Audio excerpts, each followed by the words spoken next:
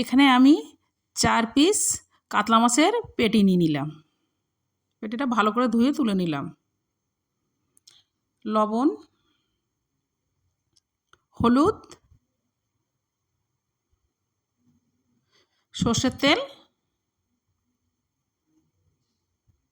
দিয়ে আমি মাছটা ভালো করে মেখে নেব।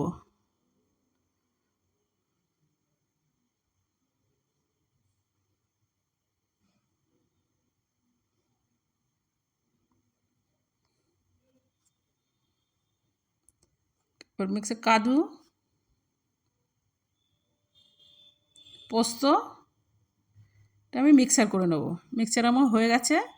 আদা, রসুন এটা আমি মিক্সার করে নেব। মিক্সার আমার হয়ে গেছে। পেঁয়াজ এটা আমি মিক্সার করে নেব। মিক্সার আমার হয়ে গেছে। কড়া চাপিয়েছি, কড়াটা গরম হয়ে গেছে। এবার তেলটা আমি দিয়ে দিচ্ছি। এবার একে একে মাছটা দিয়ে দেবো।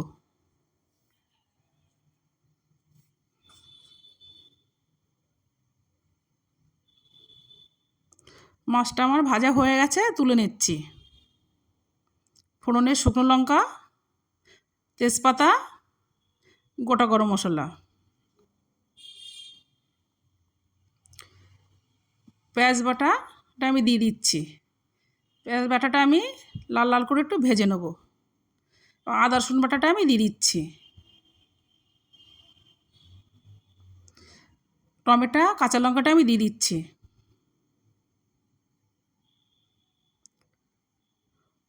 পোস্ত, কাজু বাটাটা আমি দিয়ে দিলাম। দিয়ে ভালো করে কষে নিতে হবে। মশলাটা আমার তেল ছেড়ে দিয়েছে। এবার আমি লবণটা দিয়ে দিচ্ছি। পরিমাণ মতো হলুদটা আমি দিয়ে দিলাম। লঙ্কার গুঁড়োটা আমি দিয়ে দিচ্ছি। জিরে গুঁড়োটা আমি দিয়ে দিলাম।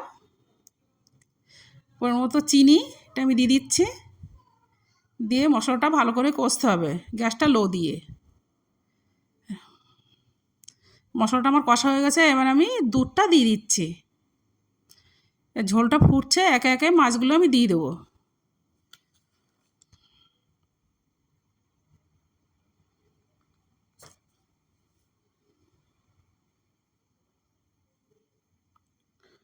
দু চামচ আমি এখানে ঘি দিয়ে দেবো।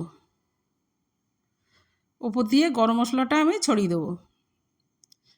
নামিয়ে নিলাম। রেডি হয়ে গেল আমার সুতানুটির কাতলা কালিয়া।